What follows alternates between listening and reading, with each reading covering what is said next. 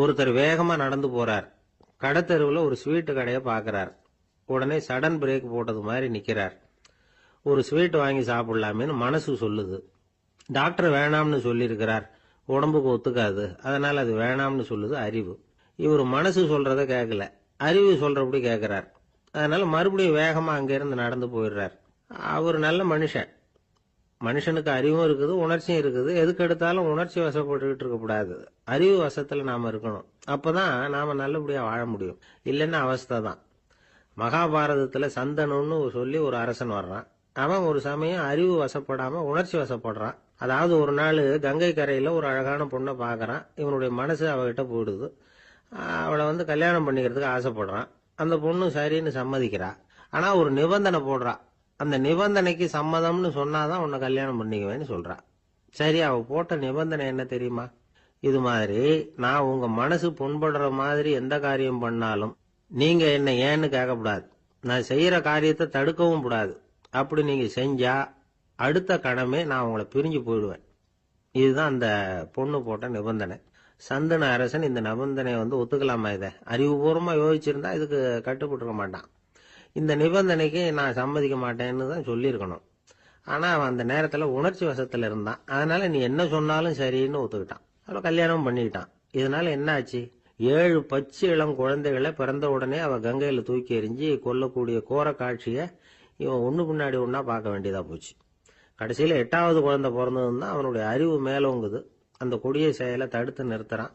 அந்த 8வது குழந்தை தான் பின்னாடி பீஷ்மர் ஆகிறார்.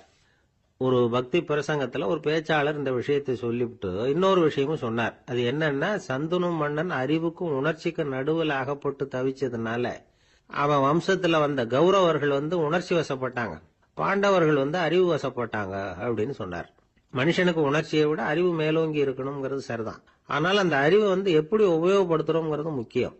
ஒருத்தர் சொன்னார், சார் இன்னைக்கு கோயம்புத்தூர்ல ஒரு கல்யாணம், அதுக்கு நான் போக முடியலேன்னு நினைக்கும் பொழுது மனசுக்கு ரொம்ப வருத்தமா இருக்குது சார் அப்படின்னார். ரொம்ப உணர்ச்சி வசப்பட்டார். அதுக்காக கவலைப்படாதீங்க சார், ஒரு வாழ்த்து தந்தி கொடுத்துருங்களேன் அப்படின்னார் இன்னொருத்தர். அது எப்படி சார் முடியும்னார் அவரு. நான் தானே சார் கல்யாண மாப்பிள்ள அப்படிங்கிறார் அந்த ஆள். அவனுக்கு வயசாயிட்டுது. இந்த கவலை பயம் எல்லாமும் அதிகமாயிட்டுது. மரண பயம், ராத்திரியில சரியா தூங்க முடியல, இப்படி ஆயிட்டது நிலைமை. அந்த அரசன் ஏற்கனவே எப்படின்னா போர்க்களங்கள்ல எத்தனையோ பேரை ஓட ஓட விரட்டி இருக்கிறான். இருந்தாலும் இப்ப அந்த துணிச்சல்லாம் எங்கேயோ போயிட்டுது. பேசாம படுத்திருக்கிறான். அப்படியே படுத்தாலும் தான் தூக்கம் வர மாட்டேங்குது. என்ன பண்ணலாம்னு யோசிச்சான் இந்த மன்னன். உடனே எல்லா அமைச்சர்களையும் கூப்பிட்டான். எனக்கு நிம்மதி இல்லை, எதை நினைச்சாலும் பயமா இருக்கு, எனக்கு ஒரு ஆலோசனை சொல்லுங்க அப்படின்னா. என்ன ஆலோசனை வேணும் அப்படின்னு சொல்லி கேட்டாங்க. எனக்கு ஒரு நெருக்கடியான சந்தர்ப்பம் ஏற்பட்டு போச்சுன்னு வச்சுக்கோங்க. அந்த நேரத்துல நீங்க யாருமே என் பக்கத்துல இல்ல ஆலோசனை சொல்றதுக்கு அப்படின்னா, அந்த சமயத்துல எனக்கு உபயோகப்படுற மாதிரி ஒரு வாசகம், பொன்மொழி ஏதாவது சொல்லுங்க. அத நான் என்னுடைய வைர மோதிரத்துக்கு அடியில பதிச்சு வச்சுக்கிறேன் அப்படின்னார். தேவைப்படுறப்ப உதவும் அப்படிங்கறதுனால. அவர் போட்டிருந்த மோதிரமும் அதுக்கு தகுந்த மாதிரியே திறந்து மூடுறது மாதிரி அமைஞ்சிருந்தது. ஏதாவது வாசகம் எழுதுனா உள்ற வச்சுக்கலாம், அதுக்கான வசதி அதுல இருந்தது. அமைச்சர்கள்லாம் யோசனை பண்ணாங்க. இது மாதிரி ராஜா கேட்கிறாரே, என்ன வாசகம், அதாவது பொன்மொழி சொல்லலாம் அப்படின்னு எல்லாரும் யோசனை பண்ணாங்க. ஒருத்தருக்குமே சரியா தோணல, ஒரே குழப்பமா இருந்தது. ஏன்னா நெருக்கடியான சமயத்துல உபயோகப்படுறது மாதிரி ஒரு பொன்மொழி வேணும்னு சொல்லியிருக்கிறார். அப்படி இப்படி யோசிச்சு பார்த்தா ஒண்ணுமே தோணல. எல்லாரும் குழம்பிக்கிட்டு இருந்த நேரத்துல ஒரு பெரியவர் அந்த பக்கமா வந்தார். அவர் சொன்னார், நான் வேணும்னா அதுக்கு பொருத்தமா ஒரு வாக்கியம் சொல்றேன், ஆனா ஒரு நிபந்தனை. அதை யாரும் ரொம்ப ஆர்வம் காரணமா அவசரப்பட்டு படிச்சிடக்கூடாது. அதை ரகசியமா அந்த மோதிரத்துக்குள்ள எழுதி வச்சுக்கணும். எப்பவாவது இக்கட்ல மாட்டிக்கிற சமயத்துல மட்டும், வேற வழியே இல்லை அப்படிங்கிற நிலைமையில மட்டும்தான் அதை திறந்து பார்க்கணும். அப்படி நீங்க இருக்கிறதா இருந்தா நான் அதை சொல்றேன் அப்படின்னாரு அந்த பெரியவர். சரின்னு ஒத்துக்கிட்டாங்க எல்லாரும். அதே மாதிரி அவர் ஒரு வாக்கியத்தை சொன்னார்.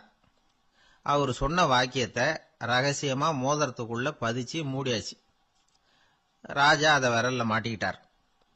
கொஞ்ச நாள் ஆச்சு. அந்த ராஜாவுக்கு ஒரு சோதனை வந்தது. என்ன சோதனைன்னா, அடுத்த நாட்டு மன்னன் படையெடுத்துக்கிட்டு வந்துட்டான். அவன் இவர்கிட்ட ஏற்கனவே தோத்து போனவன், ஒரு வெறியில வந்திருக்கிறான். தோற்று போனவன் மறுபடியும் சண்டைக்கு வந்தா எப்படி வருவானோ அப்படி வர்றான். ஒரு வெறியில வந்தா ஜெயிச்சுட்டான். என்னாச்சு இவரோட நிலைமைன்னா, நாட்டை இழந்துட்டார், எல்லாத்தையும் இழந்துட்டார். கடைசியா ஒரு அடிபட்ட குதிரையில ஏறி தப்பிச்சு போயிட்டார், வேற வழி இல்லைன்னு. பின்னாடி துரத்திக்கிட்டு வராங்க. இவர் ஒரு மலை உச்சிக்கு போயிட்டார். அதுக்கும் அப்பால போக முடியாது, ஏன்னா அந்த பக்கம் பயங்கர பள்ளம். உல்லாச பயணிகள் வந்து கண்டு கழிக்கிற இடம் அது. ஆனா இவருக்கு அது சாவு பயணத்தின் வாசல், திரும்பவும் முடியாது. அவ்வளவு குறுகிய பாதை அது, வேற வழியே இல்லை. இந்த நேரம் சூரிய ஒளி மோதிரத்துல பட்டு மின்னிச்சு. உடனே இவருக்கு ஞாபகம் வந்தது. மோதிரத்தை திறந்து படிக்கிறார். அதுல இருந்த வாசகம், இந்த நிலையும் மாறிவிடும், this too will pass away. அவருக்கு ஒரு தைரியம் வந்தது. பின்னாடி வந்தவங்களும் திசை மாறி வேற எங்கேயோ தேடி போயிட்டாங்க. அவங்க விரட்டிக்கிட்டு வரலன்னா இவ்வளவு அழகான ஒரு இடம் இருக்கிறதே எனக்கு தெரியாம போயிருக்குமேன்னு நினைச்சார். இவ்வளவு அழகை ரசிக்கிறதுக்காக ஒரு நாட்டையே கூட இழக்கலாம்னு தோணுச்சு அவருக்கு. அமைதியா அந்த அழகை ரசிச்சார். எதிரிகள்லாம் எங்கேயோ போயிட்டாங்க. மன்னர் நாடு திரும்பினார். மறுபடியும் படைகளை திரட்டினார். கொஞ்ச நாள்ல படை எடுத்துக்கிட்டு போனார். யாருகிட்ட தோத்து போனாரோ அவரையே வெற்றி கண்டு திரும்பி வர்றார். வரவேற்பு விழா பிரமாவப்படுது. ஆடல் பாடல் கோலாகலம். இதை பார்த்தது அந்த ராஜாவுக்கு தலகால புரியல. நம்மளை இனிமே யாராலையும் ஜெயிக்க முடியாதுன்னு நினைச்சார். அகம்பாவம் லேசா எட்டி பார்த்தது. இப்ப மறுபடியும் சூரிய ஒளிப்பட்டு மோதிரம் மின்னிச்சு. அதை திறந்து மறுபடியும் படிக்கிறார். இந்த நிலைமையும் மாறிவிடும், this too will pass away. அவ்வளவுதான். அவர் மனசு அடங்க ஆரம்பிச்சுட்டுது, ஆணவம் போயிட்டுது. இதுல இருந்து நாம தெரிஞ்சுக்க வேண்டியது என்னன்னா, எந்த சூழ்நிலையிலையும் நாம கவலைப்பட வேண்டியதில்லை. ஏன்னா இங்க எதுவுமே நிரந்தரம் இல்லை. அந்த ராஜா மாதிரியே நம்ம ஆளு ஒருத்தன் ஒரு மோதிரம் போட்டிருந்தான். அதுக்குள்ள அவன் எழுதி வச்சிருந்த வாசகம், எதுக்கும் கவலைப்படாதே அப்படிங்கிறது தான். ஒரு நாள் பயங்கரமான கவலையோட உட்காந்துருந்தான். பக்கத்துல இருந்தவங்க சொன்னாங்க, இது மாதிரி சந்தர்ப்பத்துல தான் நீ உன் மோதிரத்தை திறந்து பார்க்கணும்னாங்க. இவனுக்கு கவலையோட எரிச்சலும் சேர்ந்துகிட்டது. அது எப்படி முடியும், இப்ப திருட்டு போனது என்னோட அந்த மோதிரம் தானே அப்படின்னு சொல்லிவிட்டு தலையில கை வச்சுட்டு உட்காந்துட்டான். இப்படிலாம் சொல்றது உண்டு. இருந்தாலும் நாம எந்த சூழ்நிலையிலையும் கவலைப்பட வேண்டியதில்லை அப்படிங்கிற உண்மையை புரிஞ்சுக்கணும். அப்படி கவலைய வெல்றதுக்கான வழி தெரிஞ்சுட்டதுன்னா வாழ்க்கையில வெற்றி நிச்சயம். அங்க நபிகள் நாயகம் உட்கார்ந்திருக்கிறார். அந்த சமயம் அம்மா அங்க வர்றாங்க. அவங்க கையில திராட்சை பழ கொத்து, அதை கொண்டுகிட்டு நபிகள் கிட்ட கொடுக்குறாங்க. சாப்பிடுங்க அப்படின்னு சொல்லி ரொம்ப அன்பா வேண்டிக்கிறாங்க. நபிகள் நாயகமும் ரொம்ப பிரியமா அதை வாங்கிக்கிட்டார். அதுக்கப்புறம் அதை சாப்பிட ஆரம்பிச்சார். நபிகள் நாயகம் மதீனாவில் தங்கி இருந்தப்போ இது மாதிரி நிறைய பேர் பழங்களையும் தின்பண்டங்களையும் கொண்டுட்டு வந்து கொடுக்கறது வழக்கம். நபிகள் நாயகம் என்ன பண்ணுவார்னா, அதையெல்லாம் வாங்குவார். உடனே பக்கத்தில் இருக்கிற தோழர்கள் எல்லாருக்கும் பகிர்ந்து கொடுப்பார், தானும் சாப்பிடுவார். இதுதான் எப்போதும் வழக்கம். ஆனா இந்த தடவை என்னாச்சு தெரியுமா, அவர் அப்படி பண்ணல. ஒவ்வொரு பழமா எடுத்து தானே சாப்பிட்டுக்கிட்டு இருக்கிறார். அவர் விருப்பமா சாப்பிடுகிற காட்சியை ஆசை தீர பார்த்துக்கிட்டு இருந்தாங்க அந்த வயசான அம்மா, அந்த பழத்தை கொடுத்தவங்க. அவங்களுக்கு ரொம்ப மகிழ்ச்சியா இருந்தது, மன நிறைவா இருந்தது. நாம ஆசையா கொண்டுகிட்டு வந்து கொடுக்குற பழத்தை நபிகள் நாயகம் இவ்வளவு பிரியமா சாப்பிடுறாரே அப்படின்னு நினைச்சு ரொம்ப சந்தோஷப்பட்டாங்க.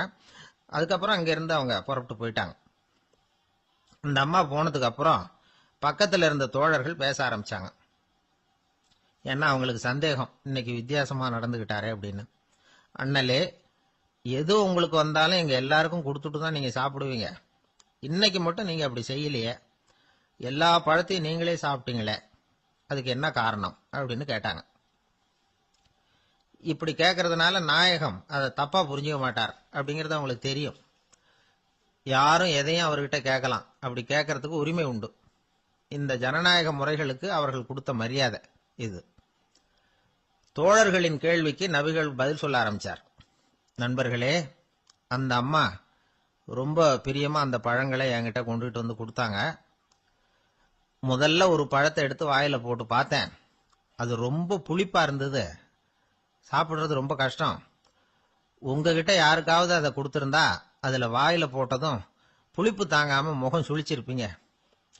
அதை அந்த அம்மா பார்த்துட்டாங்கன்னா வருத்தப்பட்டிருப்பாங்க. ஆசையா கொண்டுகிட்டு வந்து நமக்கு கொடுத்துருக்குறாங்க. அவங்க அன்பான மனசை நோகடிக்கிறதுக்கு நான் விருப்பப்படலை.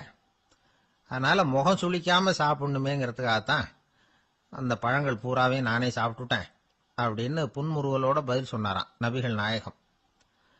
இன்னொருத்தர் மனசு புண்படக்கூடாதுங்கிறதுக்காக புளிப்பையும் இனிப்பா ஏற்றுக்கொள்ளுகிற பண்பாடு இருக்கு பாருங்க, அது ஒரு பெரிய நாகரிகம். அது எல்லாருக்கும் சுலபமா வந்துடாது. நல்லா இருக்கிற பழத்தையே என்ன இவ்வளவு மோசமா இருக்கேன்னு சொல்லுகிறவர்கள் தான் நம்ம கிட்ட அதிகம்.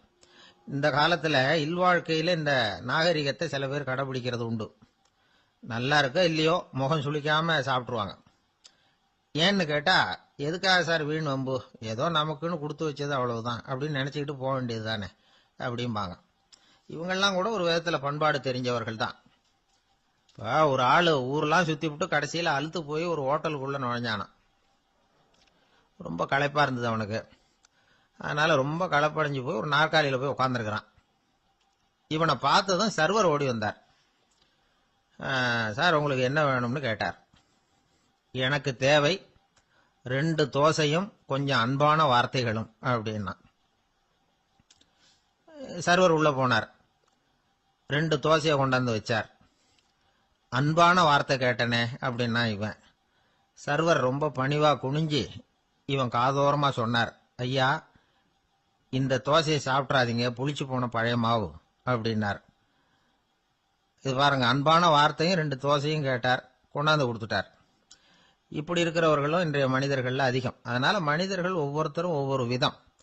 நம்ம கிட்ட பிரியமா நடந்துகிறவர்கள் மனம் கோணும்படி நாம் நடந்து கொள்ளக்கூடாது அப்படிங்கிறது தான் நபிகள் நாயகம் அவருடைய செயல் மூலமா நமக்கு உணர்த்தி இருக்கிற வாழ்வியல் உண்மை. காதுங்கிறது எப்பவும் திறந்தே இருக்கக்கூடிய ஒண்ணுதானே. சில பேர் பேசிக்கிட்டே இருப்பாங்க, நாமும் கேட்டுக்கிட்டே தான் இருப்போம். அவர் என்ன சொன்னாரு திருப்பி சொல்லு அப்படின்னு சொன்னா சொல்ல தெரியாது. காது சரியா கேட்டாலும் நாம பேசுறத மற்றவங்க சரியா கேட்கறாங்களா அப்படிங்கிறது சந்தேகம்தான். இந்த சந்தர்ப்பத்துல ஒரு உண்மையை நாம புரிஞ்சுக்கணும். அதாவது என்னன்னா, கேட்பதுங்கிறது வேற, கவனிக்கிறதுங்கிறது வேற. அதாவது கேட்கறதுன்னா அது ஹியரிங், கவனிக்கிறது அப்படின்னா அது லிசனிங். கேட்கறதுங்கிறது தன்னிச்சையா நடக்கக்கூடிய ஒரு செயல். இப்போ ஒரு சாலையில நடந்து போயிட்டு இருக்கிறோம். எவ்வளவோ சத்தம் நம்ம காதுல விழுந்துகிட்டு இருக்கு. கார் போற சத்தம் கேட்குது, பறவை ஒரு மரத்துல இருந்து கத்துது, அந்த சத்தம் கேட்குது. இப்படி நிறைய காதுல விழுந்துகிட்டு இருக்கு. ஆனா கவனிக்கிறதுங்கிறது எப்படின்னா, நம்ம முழு மனசை செலுத்தி உன்னிப்பா கேட்கறது. எத்தனையோ சத்தத்துக்கு நடுவுல தன்னுடைய குழந்தை அழற சத்தத்தை தாய் தெரிஞ்சுக்க முடியுது இல்லையா, அது மாதிரி. விவரம் தெரிஞ்சவங்க எல்லாம் என்ன சொல்றாங்கன்னா, கவனித்தல் அதாவது லிசனிங் அப்படிங்கிற செயல்ல 3 அம்சங்கள் இருக்கிறதாக சொல்றாங்க. அது என்ன 3 அம்சங்கள் அப்படின்னா, முதல்ல காதால கேட்கறது, இது முதல் அம்சம். 2வது என்னன்னா கேட்டதை புரிஞ்சுக்கிறது. 3வது என்னன்னா என்ன புரிஞ்சுக்கிட்டோம்ங்கிறத தெரிவிக்கிறது, ஃபீட்பேக் அப்படின்னு சொல்றமே. அது ஒரு ஆசிரியர் வகுப்புல பாடம் நடத்திக்கிட்டு இருக்கிறார். வெறுமனே கேட்கிற குழந்தை ஒரு காதால வாங்கி இன்னொரு காதால விட்டுடும். அதாவது கேட்கிற குழந்தை அப்படி செய்யும். ஆனா கவனிக்கிற குழந்தை கேட்டதை புரிஞ்சுக்கும். என்ன புரிஞ்சுக்கிட்டேன்னு கேட்டா பதில் சொல்லும். இதுதான் கேட்கறதுக்கும் கவனிக்கிறதுக்கும் உள்ள வித்தியாசம். ஒரு புள்ளி விவர கணக்கு என்ன சொல்லுது தெரியுமா? ஒரு மனிதன் எழுதுறது மூலமா 6% அறிவை பெருக்கிக்கிறானா, எழுதுறது மூலமா. படிக்கிறது மூலமா 19% அறிவை பெருக்கிக்கிறானா. பேசுறது மூலமா 30% அறிவை பெருக்கிக் கொள்ளுகிறான் அப்படின்னு சொல்றாங்க. ஆனா பாருங்க, கவனிக்கிறது மூலமா 45% அறிவை பெருக்கிக் கொள்ளுகிறான் அப்படிங்கிறது புள்ளி விவரம். அதனால கற்றலின் கேட்டல் நன்று அப்படின்னு சொல்றாங்க இல்லையா, அது இதுதான். அதனால கவனிக்கிறது மூலமா அதிக அறிவை நாம பெருக்கிக் கொள்ள முடியும். கேள்வி ஞானம் தான் ரொம்ப சிறந்தது அப்படிங்கிறார் வள்ளுவர். அதாவது கவனிச்சு கேட்கணும், அதுதான் முக்கியம். மற்றவங்க சொல்றத நல்லா கவனிக்க முடியாதபடிக்கு நாமே சில தடைகளை ஏற்படுத்திக்கிறோம், அல்லது நம்ம அறியாமலே அப்படி ஒரு தடை உண்டாயிடுது. அந்த தடைகளை தாண்டணும் அல்லது தகர்த்து எறியணும் அப்படிங்கிறது பெரியவர்கள் சொல்லுகிற யோசனை. அது என்ன தடைகள் அப்படின்னா, நமக்கு தெரியாத இவர் என்ன சொல்லிட போறார் அப்படிங்கிற நினைப்பு, இது ஒரு தடை. சொல்லி முடிக்கிறதுக்கு முன்னாடியே குறுக்க பேசுறது, மனசு அங்கேயும் இங்கேயும் அலையிறது, இதெல்லாம் தான் தடைகள். ஆசிரியர் பாடம் நடத்துறார் அப்படின்னா மாணவர்கள் அக்கறையா கவனிக்கணும். அப்பதான் பரீட்சையில பாஸ் ஆக முடியும். வீட்டுக்குள்ள கணவன் சொல்றத மனைவி கவனிச்சு கேட்கணும். மனைவி சொல்றத கணவன் கவனிச்சு கேட்கணும். இல்லைன்னா குழப்பமாயிடும். ஒரு அம்மா கோயிலுக்கு போனாங்க. சேலையில ஒரு முடிச்சு போட்டிருந்தாங்க. எதுக்கு சேலையில முடிச்சு போட்டு வச்சிருக்கிறீங்க அப்படின்னு கேட்டாங்க.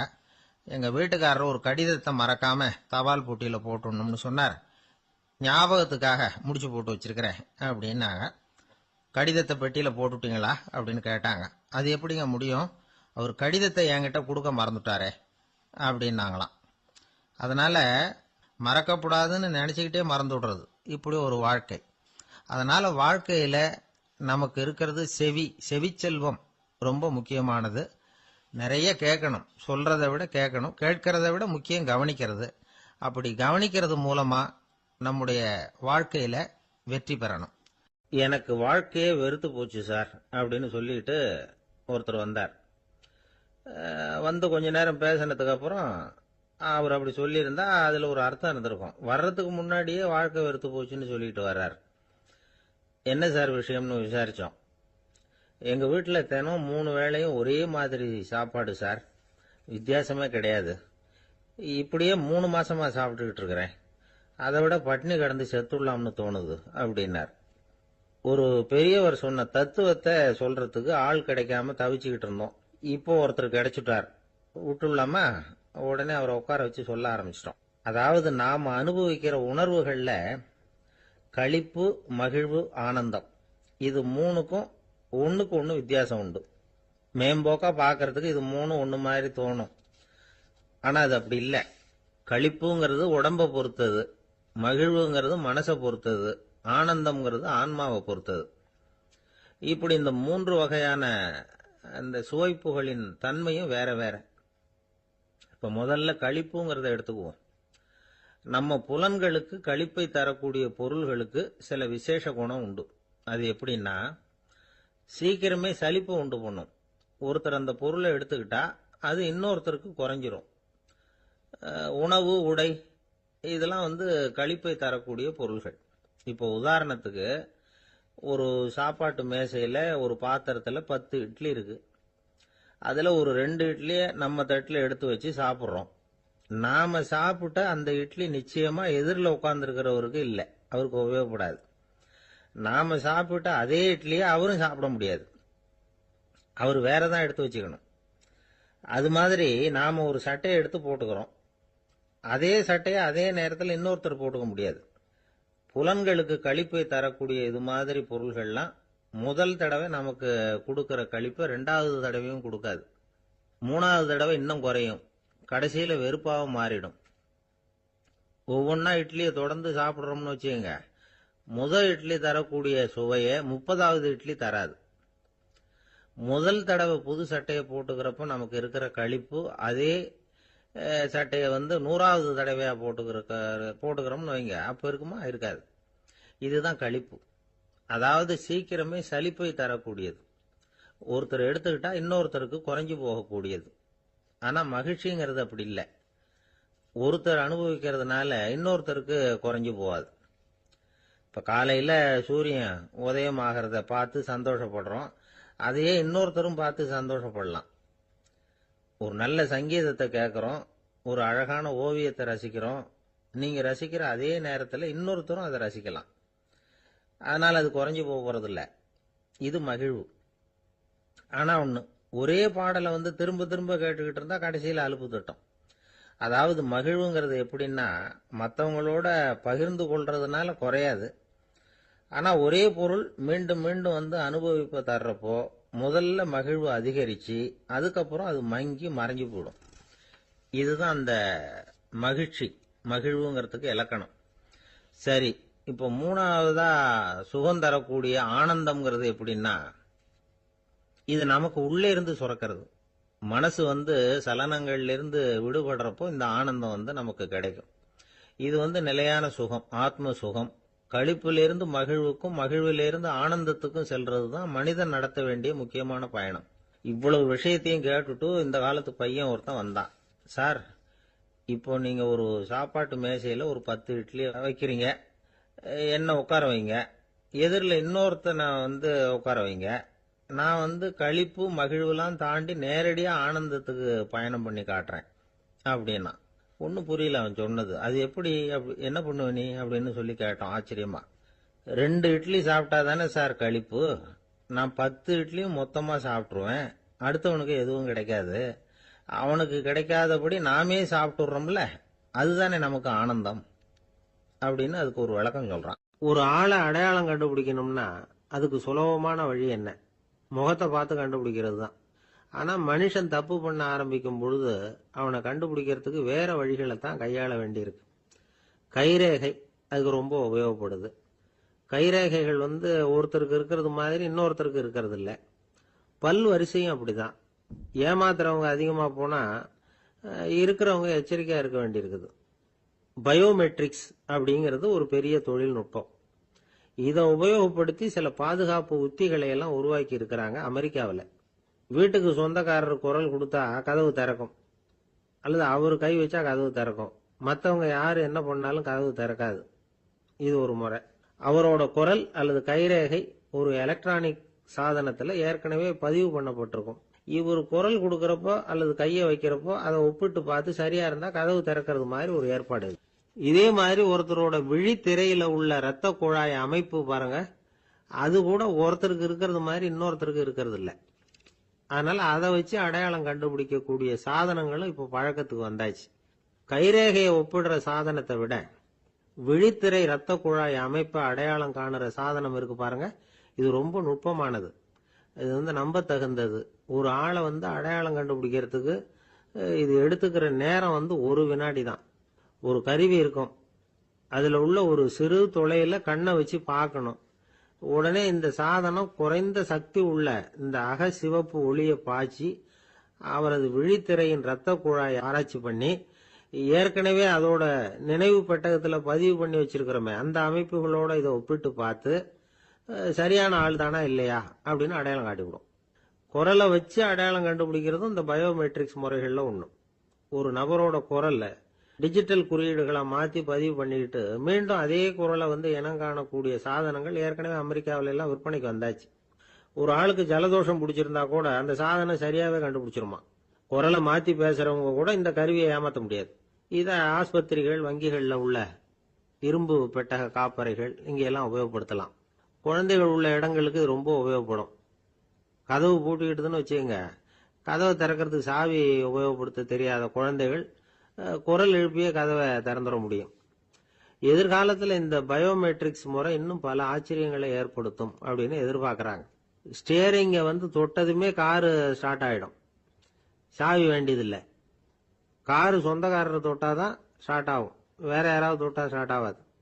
ஒரு மனுஷனோட நடை, அவர் டைப் ரைட்டரை தொடுகிற விதம், இதையெல்லாம் வச்சு கூட ஆளை அடையாளம் காணக்கூடிய தொழில்நுட்பம் வரலாம்.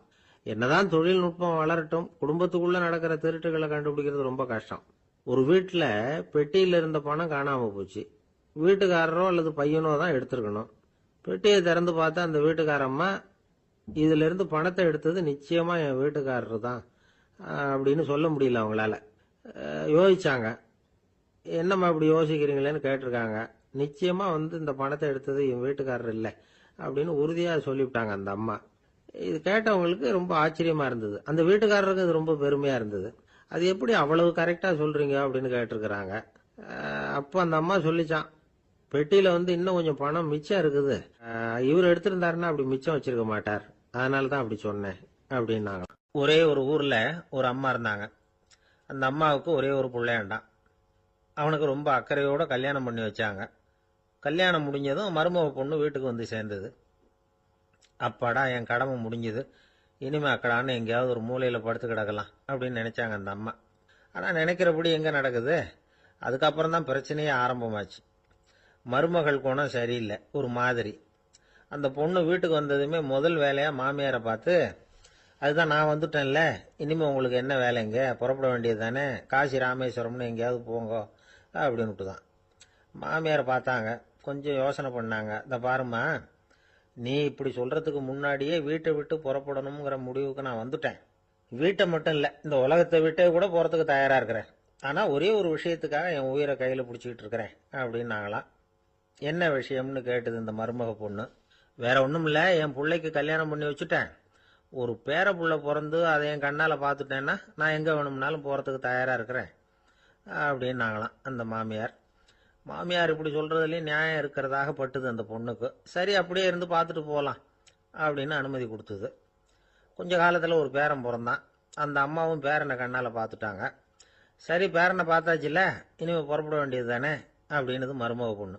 மாமியார் பார்த்தாங்க. நீ சொல்கிறது சரிதாம்மா, அதில் ஒன்றும் தப்பு இல்லை. என்னோட பேரன் உங்களை அம்மா அப்பான்னு கூப்பிடுறத என் காது குளிர கேட்டுட்டு போயிடுறேனே அப்படின்னாங்களாம். சரி, அந்த ஆசையை நிறைவேறட்டும் அப்படின்னு காத்துக்கிட்டு இருந்தாங்க. பேரன் வளர்ந்தான், நடந்தான், பள்ளிக்கூடம் போனான், பெரியவனானான். மருமக பொண்ணு மறுபடியும் மாமியாரை விரட்ட ஆரம்பிச்சுட்டுது. இன்னும் புறப்படலையான்னு. இதை பாருமா, இது வரைக்கும் இருந்துட்டேன். பேரனோட கல்யாணத்தையும் கண்ணால் பார்த்தாதான் இந்த கட்டை வேகும் போல இருக்குது அப்படின்னு சொல்லி ஒரு மாதிரியாக பேச ஆரம்பித்தாங்க. இதுவும் நியாயமான ஆசையாக தான் படுது அப்படின்னு அது யோசிச்சிருக்கு அந்த பொண்ணு. சரின்னு அதுக்கும் ஒத்துக்கிட்டது. உடனே பேரனுடைய கல்யாணமும் முடிஞ்சது ஒரு வழியாக. இனிமே ஒரு நொடி கூட இங்கே இருக்கக்கூடாது, புறப்படுங்க அப்படின்னு மாமியாரை விரட்டிச்சான் அந்த பொண்ணு. இப்போ அந்த மாமியார் தன்னோட மருமகளை பார்த்து சொல்கிறாங்க, இதோ கிளம்பிட்டேம்மா, என் மூட்டை முடிச்செல்லாம் கட்டிக்கிட்டேன், புறப்பட்டுவிட்டேன். அப்படியே நீயும் உன் துணிமணிகளை மூட்டை கட்டிக்கிட்டு கிளம்பிடும், என்னோட சேர்ந்து 2 பேருமா சேர்ந்து போயிடலாம் அப்படின்னாங்களாம். அந்த பொண்ணு முழிக்குது. முழிக்காதே, உனக்கும் ஒரு மருமக வந்துட்டா, இனிமேல் நீயும் ஒரு மாமியார் தானே, உனக்கும் இனிமேல் இங்கே வேலை இல்லை, புறப்படு அப்படின்னாங்களாம். அப்போ தான் அந்த பொண்ணு சிந்திக்க ஆரம்பிச்சுதான், தன்னோட தவறு புரிஞ்சுதான். இந்த தகவலை கேட்டுக்கிட்டு இருக்கிற மருமகள்லாம் இதை பற்றி கொஞ்சம் யோசிச்சு பார்க்கணுங்கிறதுக்காகத்தான் இதை சொல்கிறோம் மாமியார்கள் சார்பாக. கொஞ்ச நாளைக்கு முன்னாடி ஒரு பொண்ணை பார்த்து பேசுகிற சந்தர்ப்பம் கிடைச்சிது ஒரு கல்யாண வீட்டில். அந்த பொண்ணு சொல்லிச்சு, சார், எனக்கு கல்யாணம் ஆகி 15 வருஷம் ஆகுது, நான் மாமியார்கிட்ட சண்டை போட்டதே இல்லை அப்படின்னு ரொம்ப அடக்கமாக சொல்லிச்சு. அது எப்படிம்மா சாத்தியமாச்சுன்னு கேட்டோம். எனக்கு கல்யாணம் ஆகி 15 வருஷம்தான் ஆச்சு, ஆனால் என் மாமியார் செத்து போய் 20 வருஷத்துக்கு மேலே ஆயிட்டுது அப்படின்னுது. லோகமானிய பாலகங்காதர திலகர் இருந்தார்ல, அவருக்கு 15 வயசுலேயே கல்யாணம் நடந்துதான். மனைவி பேர் தபிபாய். ரொம்ப பெரிய குடும்பத்து பொண்ணு, நல்ல குணம். அவங்க குடும்பம் நடத்திக்கிட்டு இருக்கிறாங்க. அந்த காலத்தில் திருடர்கள் பயம் அதிகம். இந்த காலத்தில் மட்டும் என்னன்னு கேட்குறீங்களா? நீங்கள் கேட்குறது நியாயம்தான். இருந்தாலும் இந்த காலத்து திருடனுக்கும் அந்த காலத்து திருடனுக்கும் ஒரு முக்கியமான வித்தியாசம் உண்டு. அதாவது அந்த காலத்து திருடன்லாம் நியாயம் அநியாயம் பார்க்கறது உண்டு, இந்த காலத்தில் அப்படி பார்க்கறது இல்லை. அந்த காலத்தில் திருட வர்றவங்கள்ட்ட கூட ஒரு தார்மீக உணர்வு உண்டாம். அதாவது அப்போ உள்ள கொள்ளைக்காரங்க எதை களவாடினாலும் சரி, அரிசியை மட்டும் களவாடுறது இல்லையா, அப்படி ஒரு கொள்கை. அதனால பாருங்க, அந்த காலத்து பெண்கள் நகை நட்டுகளை பத்திரமா வைக்கணும்னா பெட்டியில் வைக்கிறது இல்லை, அரிசி பானையில் போட்டு வச்சு விடுறது. இப்பெல்லாம் பேங்க்ல சேஃப்டி லாக்கர்னு இருக்குல்ல, அது மாதிரி அந்த காலத்தில் சேஃப்டி லாக்கருங்கிறது அரிசி பானை. வளையல், மூக்குத்தி, தோடு இப்படி எதுவாக இருந்தாலும் அதில் போட்டு பத்திரமா வச்சுருவாங்க. திருடன் அரிசி பானை பக்கம் போகிறதில்ல. ஏன்னா சாப்பிட்ற விஷயத்தில் கை வைக்கக்கூடாது, அது பாவம் அப்படின்னு அவன் நினைக்கிறான். திலகரோட மனைவி தபிபாயும் அதே மாதிரி தன்னுடைய ஆபரணங்களை ஒரு அரிசி பானைக்குள்ளே போட்டு மூடி வச்சுருந்தாங்களாம். இப்படி இருந்தப்போ ஒரு நாள் ஒரு பிச்சைக்கார பொண்ணு வீடு வீடாக பிச்சை கேட்டுக்கிட்டே வந்திருக்குது. திலகர் வீட்டுக்கும் தர்மம் போடுங்க தாயே அப்படின்னு தான் அந்த பொண்ணு. அந்த அம்மா தபிபாய் காதில் இது விழுந்திருக்கு. உடனே கை நிறைய அரிசி அள்ளிக்கிட்டு போட்டிருக்கு. பாத்திரத்தில் அரிசியை போட்டதுக்கு அப்புறம் தான் தெரியுது, பளிச்சுன்னு கண்ணில் படுது. அதாவது அந்த அம்மாவோட வைர மூக்குத்தி ஒன்று அரிசியோடு சேர்ந்து அந்த பிச்சைக்கார பொண்ணு பாத்திரத்தில் போய் விழுந்துட்டுது. இந்த அம்மாவுக்கு மனசுக்குள்ள குழப்பம், என்ன இப்படி ஆயிட்டுதே, மூக்குத்தி போயிட்டுதே, பிச்சை பாத்திரத்திலேருந்து அதை எப்படி எடுக்கிறது அப்படின்னு தயக்கம். வாயை திறந்து அதை கேட்கறதுக்கும் கூச்சம். திண்ணையில் உட்கார்ந்துருந்த திலகர் இவ்வளவையும் பார்த்துக்கிட்டு இருக்கிறார். மனைவியின் மனசுக்குள்ள நடக்கிற மௌன போராட்டத்தை அவர் நல்லா புரிஞ்சுக்கிட்டாராம். மனைவியை பார்த்து சொன்னாராம், தபிபாய், இது தெய்வ சம்மதம், அவளுக்கு சேர வேண்டிய மூக்குத்தி அவகிட்ட போயிட்டுது, பிச்சை பாத்திரத்தில் விழுந்த மூக்குத்தியை எடுக்க வேணாம் அப்படின்னாராம். சரின்னு சொல்லிவிட்டு மேற்கொண்டு எதுவும் சொல்லாம அந்த அம்மா வீட்டுக்குள்ள போயிட்டாங்களாம். இந்த காலத்துல எல்லாம் அது மாதிரி நடக்குமா? வெறும் அரிசியை போட்டுட்டு விவகாரம் பண்ணிட்டு இருக்க மாட்டோமா? ஒரு பெரிய மனுஷன் வீட்டுக்கு ஒரு பிச்சைக்காரன் வந்தான். ஐயா, நாங்க பிச்சைக்காரங்கள்லாம் சேர்ந்து ஒரு சங்கம் வச்சிருக்கிறோம், அதுக்கு நிதி சேர்க்குறோம், அதுக்கு ஒரு 100 ரூபா கொடுத்தீங்கன்னா எங்களுக்கு பெரிய உதவியாக இருக்கும் அப்படின்னானா. அதெல்லாம் ஒன்றும் கொடுக்க முடியாது போ அப்படின்னாராம் அவர். அப்படின்னா ஒரு 50 ரூபாயாவது கொடுங்களேன் அப்படின்னு இருக்கான். அதுவும் முடியாதுன்னு சொல்லிவிட்டார். 25 ரூபா அப்படின்னு இருக்கான். எதுவும் முடியாது அப்படின்னாராம். சரிங்க, இவ்வளவு பெரிய வீட்டுக்கு வந்துட்டு வெறுங்கையோட திரும்புறது நல்லா இருக்காது, அதனால சும்மா ஒரு 1 ரூபா மட்டுமாவது கொடுங்க அப்படின்னு இருக்கான் அவன். ஒரு பைசா கூட என்கிட்ட கிடையாது அப்படின்னு விட்டாரான் இவர். அப்படின்னா நீங்க ஒரு காரியம் பண்ணுங்களேன் அப்படின்னானா அவன். என்ன செய்யணும் அப்படின்னு இருக்கார். எங்க சங்கத்துல நீங்களும் ஒரு மெம்பரா சேர்ந்துருங்க அப்படின்னா. ஒரு ஊர்ல ஒரு மன்னர் இருந்தார். புத்தி கூர்மை உள்ள ஒரு மன்னர். பொதுவா மன்னர்களுக்கு சந்தேகம் வந்தா சபையில உள்ள சான்றோர்கள் கிட்ட கேட்டு தெரிஞ்சுக்கிறது தானே வழக்கம். ஆனா இங்க அப்படி இல்லை. மற்றவங்களுக்கு சந்தேகம் வந்தா மன்னர்கிட்ட வந்து கேட்டு தெரிஞ்சுக்குவாங்க. அது மாதிரி கேட்டு தெரிஞ்சுக்கிறதுக்காக ஒரு பெரியவர் ஒரு நாள் வந்தார். அவர் கையில 3 பொம்மைகள் வச்சிருந்தார். 3 ஒரே மாதிரி பொம்மைகள், கொஞ்சம் கூட வித்தியாசம் தெரியல. ஏது இந்த பொம்மைன்னு கேட்டார் மன்னர். எனக்கு வேண்டியப்பட்ட ஒருத்தங்கிட்ட இருந்து இதை வாங்கிட்டு வந்திருக்கிறேன். நான் தான் அவன்கிட்ட இந்த பொம்மையை செஞ்சு கொடுக்க முடியா கேட்டுக்கிட்டேன். அவன் ரொம்ப புத்திசாலி, அவன் தான் இதை செஞ்சு கொடுத்தான். ஆனா அதுல ஒரு சிக்கல் அப்படின்னார். என்ன பிரச்சனைன்னு கேட்டிருக்காரு இவர். நான் அவன்கிட்ட கேட்டது 3 விதமான பொம்மைகளா இருக்கணும்னு கேட்டேன். அவன் என்னடான்னா 3 ஒரே மாதிரியா செஞ்சு கொடுத்துட்டான் அப்படின்னார்.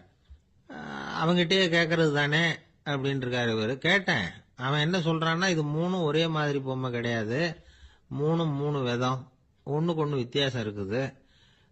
இந்த 3 பொம்மையும் 3 விதமான நண்பர்களுக்கு உதாரணங்கள் அப்படின்னு சொல்றான். எனக்கு ஒன்றும் புரியல, அதுதான் உங்ககிட்ட வந்தேன் அப்படின்னார்.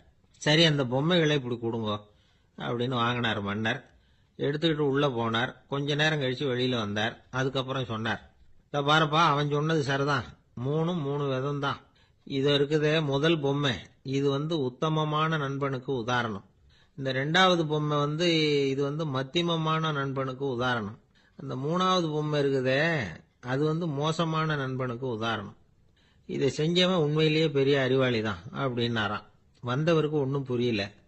பார்த்தா ஒன்றும் வித்தியாசம் தெரியலையே அப்படின்னு அவன் குழம்பி போய் நிக்கிறான்.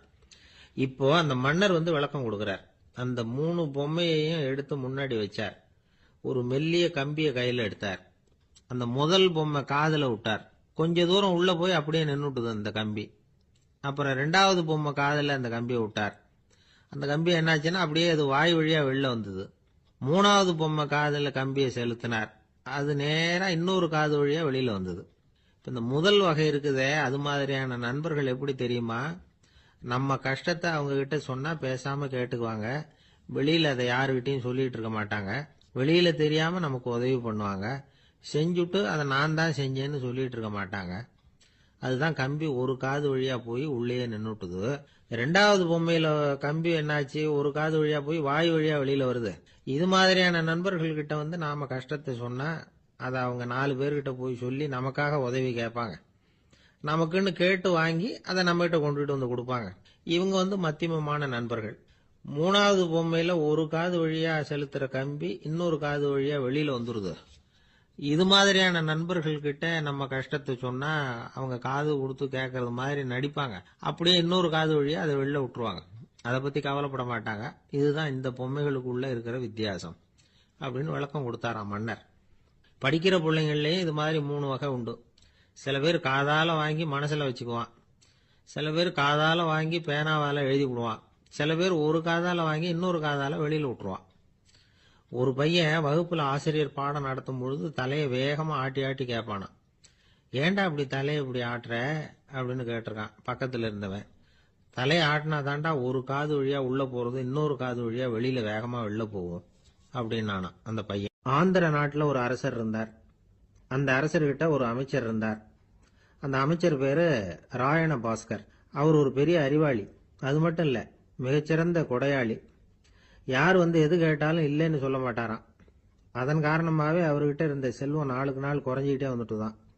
கடைசியில குடும்பத்துக்குன்னு எதுவும் வைக்காமலே அவர் போய் சேர்ந்துட்டார். மகனும் இறந்துட்டார். அந்த குடும்பத்துல மிஞ்சி இருந்தது அவருடைய மருமகள், ஒரு பேரன், அவ்வளவுதான். இருந்த ஒரே சொத்து பழுதடைஞ்ச ஒரு வீடு.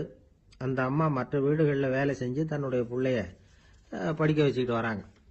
அந்த புள்ள ஒரு பெரிய வள்ளலுடைய பேரன்கிறது அந்த பள்ளி வாத்தியார்களுக்கும் தெரியும். அதனால அவங்களும் இவங்கிட்ட கொஞ்சம் அன்பாவும் அக்கறையாகவும் பழகி பாடம் சொல்லி கொடுத்துக்கிட்டு இருக்கிறாங்க. ஒரு நாள் ஒரு புகழ்பெற்ற கவிஞர் ஒருத்தர் அந்த பள்ளிக்கூடத்துக்கு வந்திருக்கிறார். ஆசிரியர்கள் கிட்ட பேசிக்கிட்டு இருந்தப்ப ஒரு செய்தியை சொன்னாராம். ராயண பாஸ்கருங்கிற வள்ளல் எனக்கு நிறைய உதவிகள் செஞ்சிருக்கார், என்னை பாராட்டி பரிசுகள்லாம் கொடுத்துருக்கிறார். அந்த வள்ளல் வாழ்ந்த கிராமத்தை பார்க்கணுங்கிறதுக்காக தான் இப்போ இங்கே வந்திருக்கிறேன் அப்படின்னாராம். ஆசிரியர் உடனே இந்த பையனை கூப்பிட்டு, இதை பாருங்க, இவன் யார் தெரியுமா, நீங்க குறிப்பிடுகிற அந்த வள்ளலின் பேரன் அப்படின்னு அறிமுகப்படுத்தினாராம். கவிஞரின் கண்கள்ல ஆனந்த கண்ணீர். அந்த பரவச நிலையிலேயே அந்த வள்ளலை பற்றி கவி பாட ஆரம்பிச்சுட்டாராம். இந்த சின்ன பையன் அதை கேட்டிருக்கிறான். உடனே என்ன பண்ணான் தெரியுமோ, தன் கையில் அணிஞ்சிருந்த ஒரு பொன் வளையலை கழட்டி அந்த கவிஞருக்கு பரிசா கொடுத்துட்டானாம். எல்லாருக்கும் ஆச்சரியம். தாத்தா இருக்கும் நிலையில கொடுத்தார், பேரன் இல்லாத நிலையிலையும் கொடுக்குறான். பையனை எல்லாரும் பாராட்டினாங்களாம். இருந்தாலும் அவனுக்குள்ள ஒரு பயம் எதுவும் ஆரம்பமாச்சு. பள்ளிக்கூடம் விட்டு வீட்டுக்கு வரும்பொழுது அந்த பயம் இன்னும் அதிகமாயிட்டுது. அம்மா என்ன சொல்லுவாங்களோ தெரியலையே, ஏதோ திடீர்னு தோணிச்சு வளையல கட்டி கொடுக்கணும்னு கொடுத்துட்டோம். குடும்பம் இருக்கிற நிலையில இப்படி நான் செஞ்சது தப்பா, வீட்டு செலவுக்கே அம்மா எவ்வளவு கஷ்டப்படுறாங்க, வீட்டுக்கு போனதும் என்ன நடக்குமோ தெரியலையே அப்படின்னு நினைச்சு பயந்துகிட்டே அவன் வீட்டுக்குள்ள அடி எடுத்து வைக்கிறான். அம்மா கூப்பிட்டு சாப்பாடு போட்டாங்க. அவங்க கண்ணில் படக்கூடாதுங்கிறதுக்காக ஒரு கையை பின்னாடி மறைச்சிக்கிட்டே இருந்தான். அம்மா இதை கவனிச்சுட்டாங்க. ஏய், உன் கையை ஏன் இப்படி வச்சிருக்கிற, உன் கைக்கு என்னாச்சு, ஏதாவது அடிபட்டு போச்சா அப்படின்னு கேட்டுக்கிட்டே கையை எடுத்து பார்க்குறாங்க. வளையல காணலை. வளையல் எங்க அப்படின்னு கேட்குறாங்க. இவன் தயங்கிக்கிட்டே நடந்ததை சொல்கிறான். அதை கேட்டதும் அந்த அம்மாவோட முகம் கோபத்தால் செவந்து போச்சான். முட்டாளே, என்ன காரியம் பண்ண அப்படின்னு கன்னத்தில் அரைஞ்சிட்டாங்களாம். அம்மா, என்னை அடிக்காத, ஏதோ தெரியாமல் தப்பு பண்ணிட்டேன் அப்படின்ட்டு இருக்கான். மகனே, வளையலை கொடுத்ததுக்காக நான் உன்னை அடிக்கலை அப்படிங்க, பின்ன எதுக்கு அடிச்சேன்னு கேட்டிருக்கான். உன் பாட்டனார் ஒரு பெரிய வள்ளல், அவர் எதையும் பாதி வேலையை செய்யறதில்ல, அவருடைய பேரை நீ அரைகுறை வேலை செஞ்சுட்டு வந்திருக்கிற அப்படின்னாங்களாம். என்னம்மா சொல்றேன் இருக்கான். நீ ஒரே ஒரு வளையலை மட்டும்தானே கட்டி கொடுத்துருக்குற, கொடுக்கறதா இருந்தா ரெண்டையும் சேர்த்துல கொடுத்துருக்கணும், அதுதானே உங்க தாத்தாவுக்கு பெருமை அப்படின்னாங்களாம். அம்மா, தெரியாம செஞ்சுட்டேன், உங்ககிட்டையும் அரை வாங்கிட்டேன் அப்படி இப்படின்னு அவன் சொல்லியிருக்கிறான். இப்போ அம்மா கொஞ்சம் இருங்க, அந்த கவிஞர் இன்னைக்கு நம்ம ஊர்ல தான் தங்கியிருப்பார், நாளைக்கு காலையில தான் அவர் எங்க இருக்காருன்னு விசாரிச்சு இன்னொரு வளையலையும் கொடுத்துட்றேன் அப்படின்னு இருக்கான். மகனே, நல்ல செயல்களை எல்லாம் நாளைக்குன்னு ஒத்தி போடாத, நாளைக்கு என்ன நடக்குங்கிறது யாருக்கு தெரியும், இப்பவே போ, எங்க இருக்காருன்னு பாரு அப்படின்னு இருக்காங்க. மகன் புறப்பட்டான். பள்ளி ஆசிரியர்கிட்ட போய் கேட்டானான் அந்த கவிஞர் எங்க இருக்காருன்னு. அவர் சொன்னாராம். உடனே போய் அவர் இருக்கிற இடத்துல கதவை தட்டியிருக்கான். ராத்திரி நேரத்தில் இவனை கண்டதும் அவருக்கு ரொம்ப ஆச்சரியம். இவன் இன்னொரு கை வளையலையும் எடுத்து நீட்டியிருக்கான். அவர் திகைச்சு போய் நிற்கிறார். அவரால் என்ன பண்றதுன்னே தெரியல, ஆனந்த கண்ணீர். இது பெரியவர்கள் கூற கேட்ட ஒரு வரலாறு. இன்னைக்கு இப்படிப்பட்டவங்களை பார்க்க முடியுமா? வறுமை வள்ளல் தன்மையை ஒன்று செய்து விடாதுங்கிறதுக்கு இது ஒரு உதாரணம். ஒருத்தன் இன்னொருத்தனை பார்த்து கேட்டானா, எங்க தாத்தா உங்க தாத்தாவுக்கு 100 ரூபா கடன் கொடுத்துருக்கிறார், அதை எப்போ திருப்பி கொடுக்க போறேன்னு. கவலைப்படாத, எங்க பேரன் அதை உங்க பேரன்ட்ட திருப்பி கொடுத்துருவான் அப்படின்னு நானா. ஒரு கணவன் மனைவி எப்போ பார்த்தாலும் அவங்க 2 பேருக்கும் இடையில சண்டை வந்துகிட்டே இருந்தது. இதுல என்ன ஆச்சரியங்கிறீங்களா? நான் அதுக்காக சொல்ல வரல, இது வேற விஷயம். அதாவது சண்டை போடாம இருக்கிறதுக்கு வழி சொல்ற தகவல் இது. நான் சொன்ன அந்த கணவன் மனைவி எப்படின்னா, கணவன் ஒரு வார்த்தை சொன்னா மனைவி கிட்ட இருந்து 2 வார்த்தை பதிலா வரும். இதுக்கு கணவன் கிட்ட இருந்து 4 வார்த்தை பதிலா வரும். இப்படி வார்த்தைகள் பெருகி போய் கடைசியில வம்புல முடியும். அந்த அம்மா பொறுத்து பொறுத்து பார்த்தாங்க, அவங்களால தாக்கு பிடிக்க முடியல. பக்கத்து வீட்லயும் ஒரு கணவன் மனைவி இருந்தாங்க, அவங்களுக்குள்ள சண்டை வர்றதில்லை. அது எப்படி அவங்களால மட்டும் சண்டை போடாம இருக்க முடியுது அப்படின்னு இந்த அம்மாவுக்கு ஆச்சரியம். ஒரு நாள் நேரா பக்கத்து வீட்டு அம்மா கிட்டே போய், ஏம்மா, நீங்க எப்படி கணவனும் மனைவியும் சண்டை போட்டுக்காம இருக்கிறீங்க, அது எப்படி முடியுது உங்களால அப்படின்னு கேட்டாங்க. அதுக்குன்னு ஒரு மருந்து இருக்குது, அதை சாப்பிட்டா சண்டை வராது அப்படின்னாங்க அவங்க. சரிங்க, அந்த மருந்தை அவரு சாப்பிட மாட்டாரே, மாட்டேன்னு சொல்லிட்டா என்ன பண்றது அப்படின்னு கேட்டிருக்கிறாங்க இவங்க. அந்த மருந்து அவருக்கு இல்லம்மா, உனக்கு தான் அப்படின்னாங்களாம் அவங்க. அப்படியா, அப்படின்னா கொடுங்க, ரொம்ப நல்லதா போச்சு, அதை எப்படி சாப்பிடுறதுங்கிற விவரத்தையும் சொல்லுங்க, எங்க அது கிடைக்கும்ங்கிறதையும் சொல்லுங்க, வாங்கிக்கிறேன் அப்படின்னு கேட்டாங்களாம் இவங்க. வேற எங்கேயும் போய் வாங்க வேண்டாம், என்கிட்டயே இருக்க அந்த மருந்து, அதுல கொஞ்சம் தர்றேன், வாங்கி வச்சுக்க. உன் வீட்டுக்காரர் உன்னோட சண்டைய ஆரம்பிக்கிற போலாம் நீ இந்த மருந்துல 1 ounce வாயில ஊத்திக்கணும். அதை உடனே குடிச்சிடக்கூடாது, ஒரு 5 நிமிஷமாவது அது வாயில இருக்கணும், அதுக்கப்புறம் குடிச்சுடலாம் அப்படின்னு சொல்லி ஒரு பாட்டில் மருந்தை இந்த அம்மா கிட்ட கொடுத்து அனுப்புனாங்களாம். மருந்தை எடுத்துக்கிட்டு இந்த அம்மா வீட்டுக்கு வந்திருக்கிறாங்க. வீடு பூட்டி இருந்ததுனால கணவன் வந்து வாசல்லையே காத்துட்டு இருக்கிறான். மனைவியை கண்டதும் சண்டை போட ஆரம்பிச்சிட்டான்.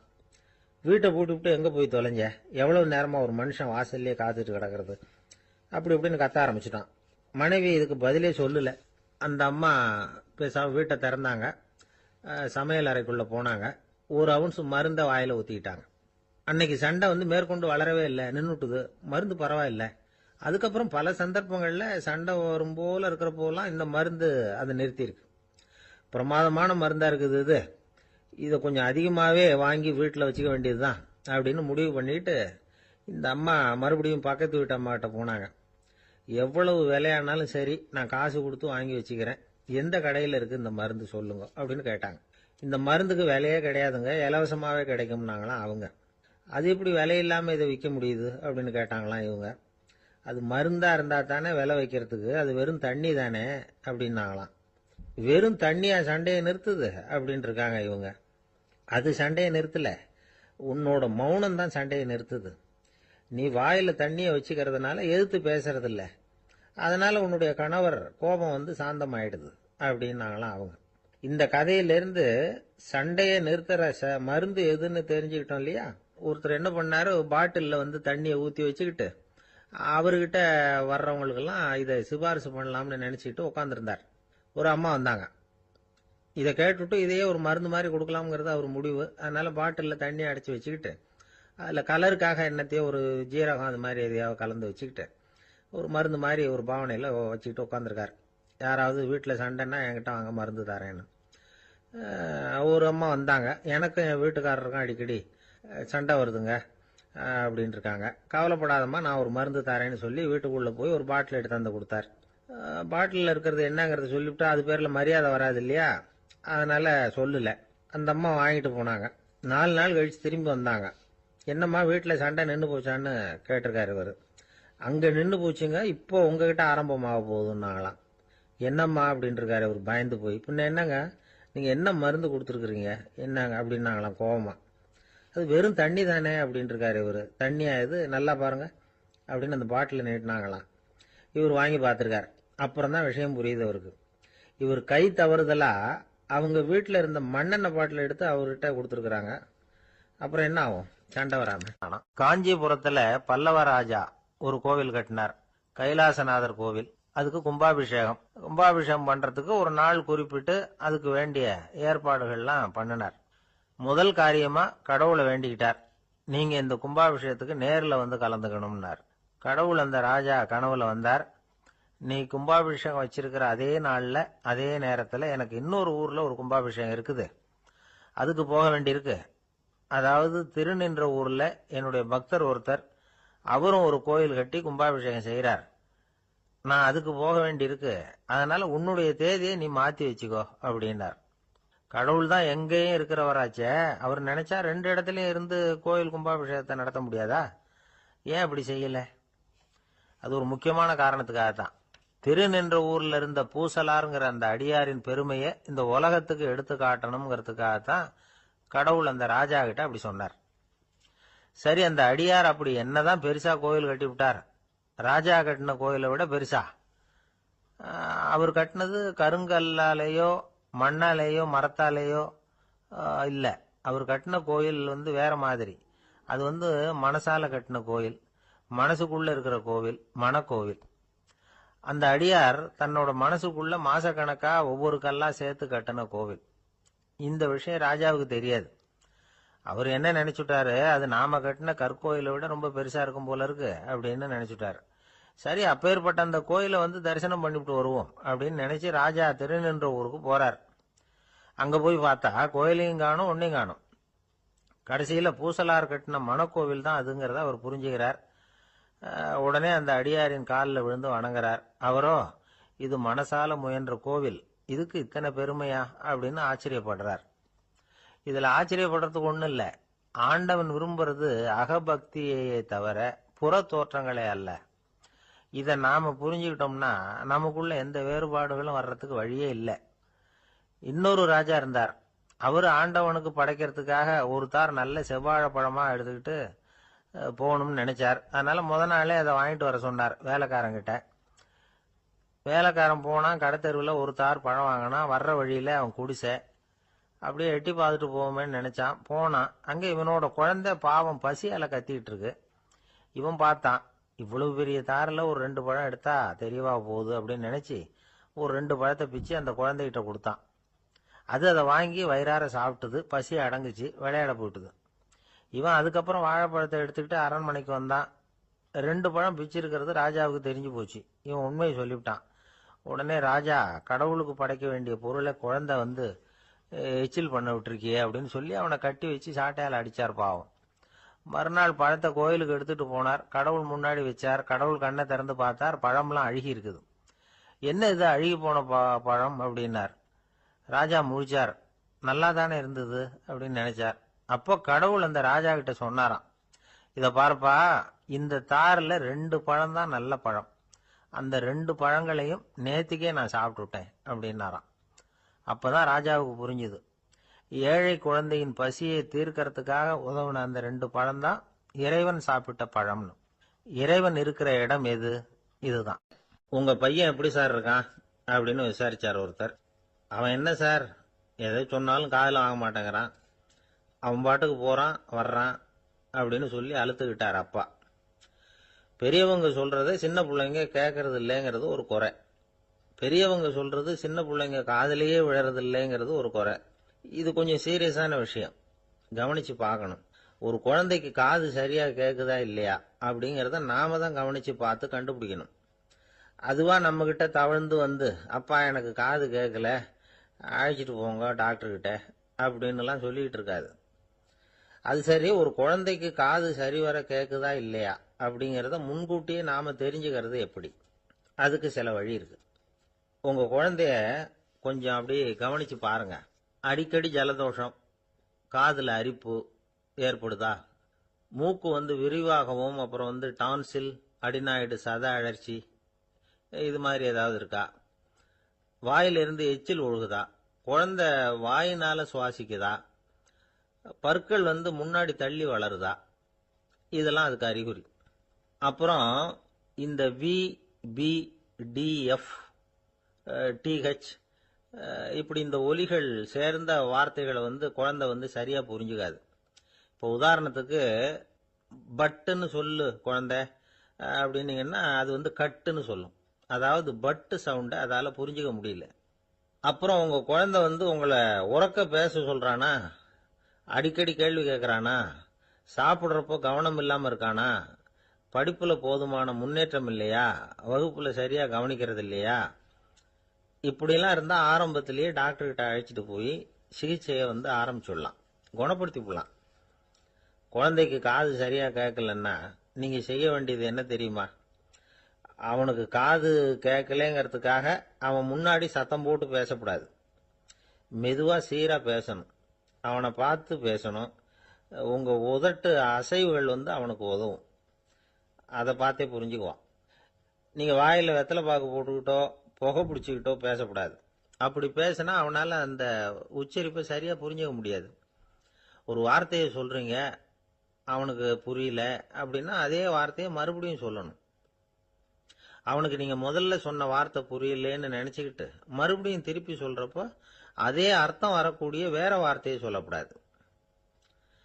இப்படிலாம் நடந்துகிட்டா அவனுக்கு வந்து மன திடத்தை ஏற்படுத்த முடியும். இல்லைன்னா அவனுக்கு வந்து தாழ்வு மனப்பான்மை வந்துடும். குழந்தைக்கு காது கோளாறுன்னா ஆரம்பத்திலேயே டாக்டர்கிட்ட அழைச்சிட்டு போனா போதும், குணப்படுத்தி விடலாம். அப்புறம் பார்த்துக்கலாமே அப்படின்னு அலட்சியமா இருந்துட்டாதான் கஷ்டம். சில பேர் கோபத்துல சின்ன பிள்ளைங்க காதை பிடிச்சி திருகிறது உண்டு. இது ரொம்ப தப்பு. காது கையோட வந்துட்டா என்ன பண்றது? ஒரு வேடிக்கை கதை, அது கதை தான், நிஜமா நடந்தது இல்லை, அது மாதிரி நடக்கவும் நடக்காது. ஒரு வேடிக்கைக்காக சொல்லப்படுற கதை. அதாவது ஒரு வீட்டில் அப்பா வந்து அம்மாவை பார்த்து சொல்லிட்டு இருக்கார், இதை பாரு, நாளைக்கு காலையில என்னை சீக்கிரம் எழுப்பி விட்டுரு, நான் செங்கல்பட்டு வரைக்கும் போயிட்டு வர வேண்டியிருக்கு அப்படின்னாராம். இதை அவங்க பையன் காதில் வாங்கிட்டு இருக்கான். அப்பாவுக்கு சிரமம் வேண்டாமே அப்படின்னு நினைச்சு அவனே காலையில யாருக்கும் தெரியாம எழுந்திருச்சு புறப்பட்டு செங்கல்பட்டு போட்டான். சாயந்தரமா திரும்பி வந்தான். அப்பா பையனை காணாம அலமோதிக்கிட்டு இருக்கிறார். சாயந்தரமா பையனை பார்த்ததும் எங்கடா போயிட்டு வந்தேன்னு கேட்டார் கோவமா.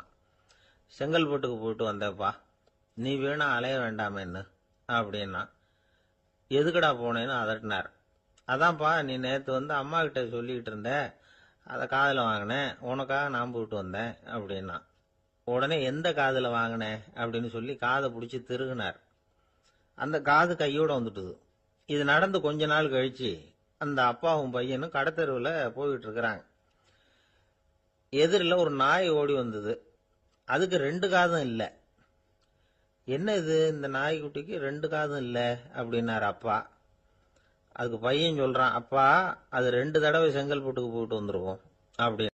ஒரு காட்டுல ஒரு முனிவர் இருந்தார். ஒரு நாள் அவரை தேடிட்டு 4 பேர் வந்தாங்க. சுவாமி, எங்களுக்கு ரொம்ப நாளா ஒரு சந்தேகம்னாங்க. என்னன்னு கேட்டார். இந்த உலகத்துல எவ்வளவோ காரியங்கள் நடக்குது, எது நியாயம் எது அநியாயம் அப்படின்னு புரிஞ்சுக்க முடியலன்னாங்க. அது யாராலையும் புரிஞ்சுக்க முடியாதுன்னார் முனிவர். வந்தவங்களுக்கு ஆச்சரியமா போச்சு. ஒரு மாதிரியா பார்த்தாங்க. இத முனிவர் கவனிச்சார். சரி, புறப்படுங்க என்னோடன்னார். எங்கன்னு கேட்டாங்க.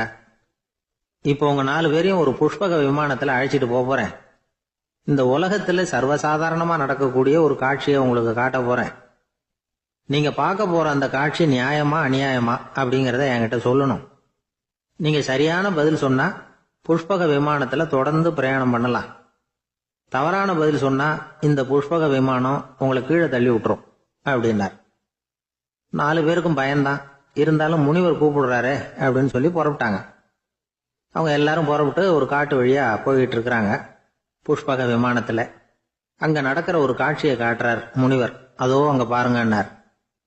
அந்த விமானத்துல இருந்தபடியே எல்லாரும் கீழே குனிஞ்சு பாக்குறாங்க. அங்க ஒரு தாய் புலி அப்பதான் குட்டி போட்டிருக்கு. குட்டிகளை ஈன்ற உடனே பசிக்கு இறை தேடி அந்த பக்கமா வருது. அதே நேரம் ஒரு தாய் மான், அதுவும் அப்பதான் குட்டி போட்டிருக்கு. அதுவும் இதே மாதிரி குட்டிகளை ஈன்ற உடனே பசிக்கு இறை தேடி அந்த பக்கமா வருது. இப்ப அந்த புலி அந்த மானை அடிச்சு போட்டுடுது. அதுவும் சாப்பிடுது, குட்டிகளுக்கும் கொடுக்குது. இப்போ அந்த புலி குட்டிகள் முகத்துல மகிழ்ச்சி, தாயை இழந்த அந்த மான் குட்டிகள் முகத்துல துக்கம். இப்போ அந்த முனிவர் 4 பேர்கிட்டையும் கேட்கிறார், நீங்க இங்க பாத்தீங்களே, இதுல எது நியாயம் எது அநியாயம்? ஒவ்வொருத்தரா சொல்லுங்க. உங்க பதில் சரியில்லைன்னா இந்த விமானம் உங்களை கீழே தள்ளி விட்டுரும். சொல்லுங்க பார்க்கலாம்னார். முதல்ல ஒருத்தன் சொன்னான், அந்த புலி செஞ்சது சரிதாங்க. அது பசிக்கு அதுதான் ஆகாரம். தன்னுடைய பசிக்கு தானே இறை தேடிக்கிட்டுது. அதுல என்ன தப்பு? அவ்வளவுதான். அதனால புலி செஞ்சது நியாயம்தான் அப்படின்னா. அவ்வளவுதான், அந்த விமானம் அவனை அப்படியே கீழே தள்ளி விட்டுட்டுது. அதனால அவன் கொடுத்த பதில் சரியில்லை அப்படிங்கிறது புரிஞ்சு போச்சு. இப்ப 2வது ஆளு சொன்னான், புலி செஞ்சது பாவம், அந்த தாய்மான் என்ன தப்பு பண்ணிச்சு? இப்ப அந்த குட்டிகளுக்கு யாரு ஆதரவு? அதனால புலி செஞ்சது அநியாயம் அப்படின்னா. அவ்வளவுதான், அவனையும் கீழே தள்ளி விட்டுடுது அந்த விமானம். இந்த பதிலும் சரியில்லை அப்படின்னு ஆயிட்டுது. இப்ப 3வது ஆள் வந்தான். முதல்ல 2 பேரு கீழே விழுந்ததை பார்த்துக்கிட்டு இருந்தான்.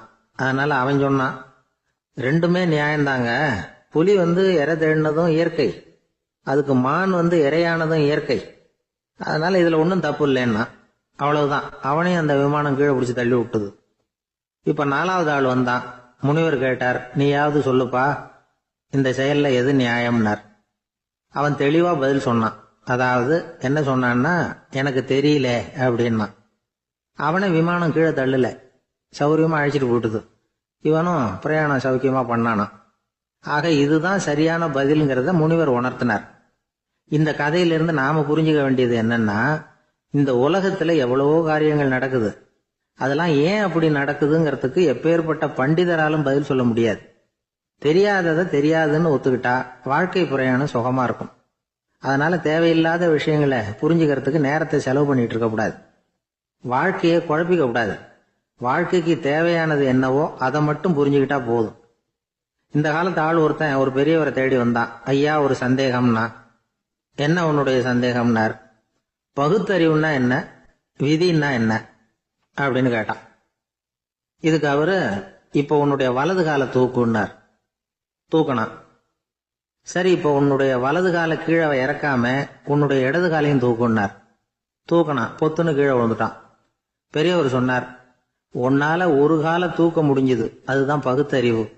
2 கால்களையும் ஒரே சமயத்துல தூக்குனா அடிபடும் அப்படிங்கிறது தான் விதி அப்படின்னு விளக்கம் கொடுத்தார். இவன் தன்னுடைய விதியை நொந்துகிட்டே இடுப்பை பிடிச்சுக்கிட்டு அங்கிருந்து நடந்து போயிட்டானான். ஒரு தந்தை தன்னோட பிள்ளைய ரொம்ப தைரியசாலியா வளர்க்கணும்னு ஆசைப்பட்டார். அதுக்காக அவனை கூப்பிட்டு உட்கார வச்சு இப்படி உபதேசம் பண்ணார். இதை பாருப்பா, நான் உன்னாட்டம் இருக்கிறப்போலாம் எதுக்கும் பயப்பட மாட்டேன், ரொம்ப துணிச்சலா இருப்பேன். ஒரு நாள் ஒரு அப்பாவி எலிய ஒரு பூனை துரத்திட்டு ஓடிச்சு. நான் உடனே என்ன செஞ்சேன் தெரியுமா? அந்த பூனையை பிடிச்சேன், அது வாலில் ஒரு பட்டாசு சரத்தை கட்டினேன், கொளுத்தி விட்டேன், படபடன்னு வெடிக்க ஆரம்பிச்சுட்டுது. அது துள்ளிக்கிட்டு அங்கேயும் இங்கேயும் ஓடி இருக்கு பாரு ஓட்டம், ரொம்ப தமாஷு அப்படின்னார் அப்பா. இப்படி சொல்லிவிட்டு பையனை பார்த்து, இதை கேட்கறதுக்கு உனக்கும் துணிச்சல் வருதா, நான் என்னுடைய செயலை நீ கேட்குறப்போ உனக்கு துணிச்சல் வருதா அப்படின்னு கேட்டார். வருதுன்னா பையன். எப்படின்னா அப்படிங்கிற விவரத்தையும் சொன்னான் அவன். அதாவது எலிய விரட்டினத்துக்காக பூனை வாலில் பட்டாசு கொளுத்துனீங்க நீங்க, பூனையை விரட்டினத்துக்காக உங்க கழுத்துல பட்டாசு சரத்தை மாட்டினா என்னன்னு தோணுது எனக்கு அப்படின்னு நான் பையன். பையனோட துணிச்சல் அப்பாவே நடுங்க வச்சுட்டுது.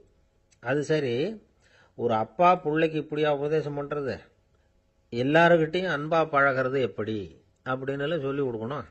பிஞ்சு உள்ளங்கள்ல நஞ்ச தூவலாமா? ஒரு நாள் விநாயகர் ஒரு பூனையோட விளையாடிக்கிட்டு இருந்தாராம். அப்படி ஆசையா விளையாடிக்கிட்டு இருந்தப்ப அவரோட கை நகம் தவறுதலா பூனையோட முகத்துல பட்டுட்டுதான். அது ஒரு சின்ன கீறலை உண்டாகி விட்டுது. அப்பா அவர் அதை ஒரு பெருசா நினைக்கல. கொஞ்ச நேரத்துக்கு அப்புறம் விநாயகர் வீட்டுக்கு வந்தார். அவங்க அம்மா பார்வதி தேவியை பார்த்தார். பார்வதி தேவி கன்னத்துல விரலால கீறினது மாதிரி ஒரு அடையாளம் இருந்தது. விநாயகருக்கு அதிர்ச்சி, ஆச்சரியம். நம்ம அம்மா இந்த உலகத்துக்கே தாயார், அப்பேற்பட்ட அவங்க முகத்திலேயே கீறலை உண்டாக்கக்கூடியவங்க யாரா இருக்க முடியும் அப்படின்னு யோசனை பண்ணார். தாயே, உன்னுடைய கன்னத்தில் இந்த வடு எப்படிம்மா ஏற்பட்டதுன்னு கேட்டார். குழந்தாய், இது நீ செஞ்ச காரியம்தான்ப்பா, உன்னுடைய கை நகம் கீறினதுனால ஏற்பட்ட வடு தான் இது அப்படின்னாங்க அவங்க. விநாயகர் திடுக்கிட்டு போட்டார். எப்படிம்மா அது? நான் எந்த காலத்திலையும் ஒன்று அப்படி கீறினதாக எனக்கு நினைவு இல்லையே அப்படின்னார். இன்னைக்கு காலையில் ஒரு பூனையை கீறினதை நீ மறந்துட்டியா அப்படின்னாங்க அந்த அம்மா. விநாயகர் திகைச்சு போய் நின்னார். பார்வதி தேவி சொன்னாங்க, இதை பார்ப்பா, இந்த உலகத்தில் இருக்கக்கூடிய எல்லா உயிர்கள்லேயும் நான் இருக்கிறேன், நான் தான் இந்த உலகமாக ஆகியிருக்கிறேன். ஆகையினால நீ யாரை துன்புறுத்தினாலும் அது உண்மையிலேயே என்ன துன்புறுத்தினதாக தான் வந்து முடியும் அப்படின்னாங்க.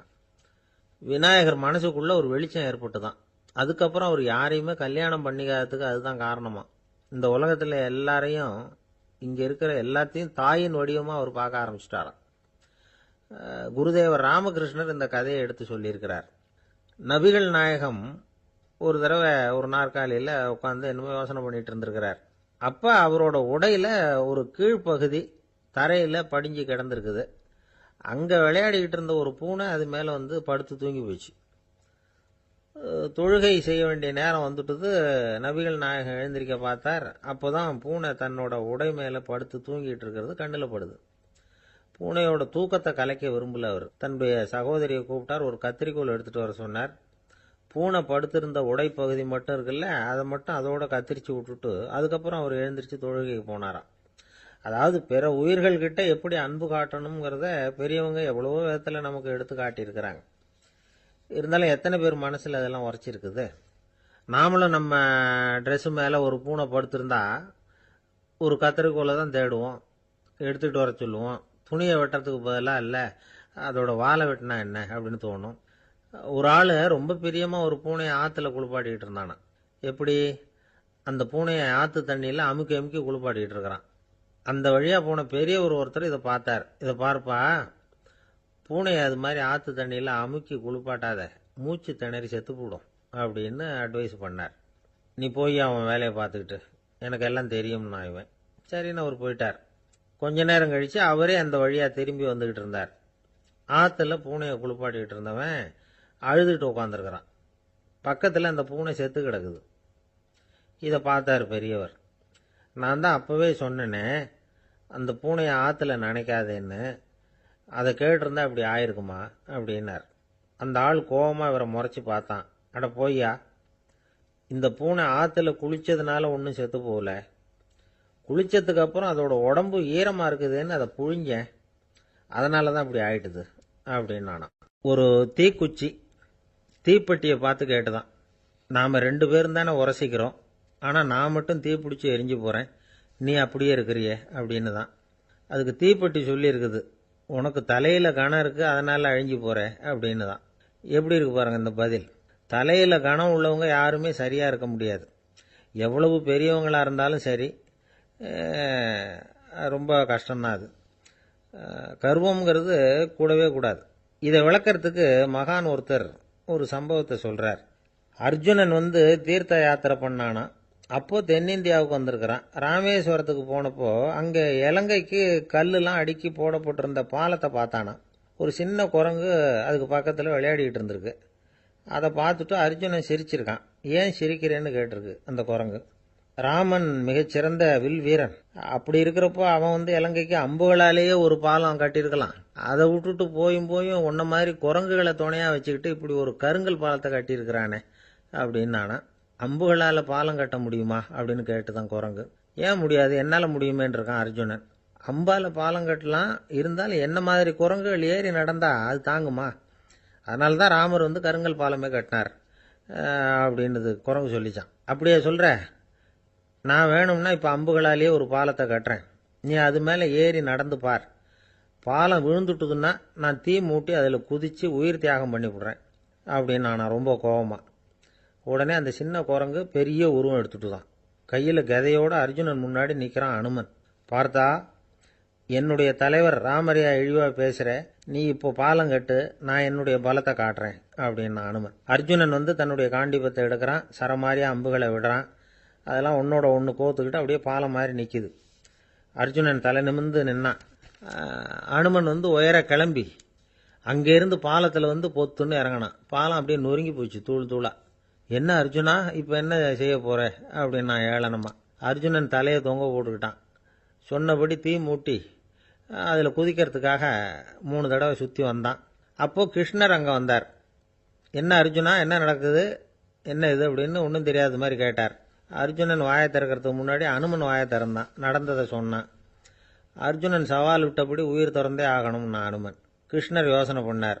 நல்லது, இந்த சவால் விட்டதுக்கும் நடந்ததுக்கும் யார் சாட்சி? பெரியவர் ஒருத்தரை சாட்சியாக வச்சுக்கிட்டல்லவா நீங்கள் இந்த போட்டியை நடத்தியிருக்கணும் அப்படின்னார். அதனால் என்ன, இப்போ மறுபடியும் அந்த போட்டியை நடத்திவிட்டா போச்சு, என்னால் அந்த அம்பு பாலத்தை நொறுக்க முடியாதா அப்படின்னு அனுமன். சரி, இப்போ மறுபடியும் அது நடக்கட்டும்னார் கிருஷ்ணர்.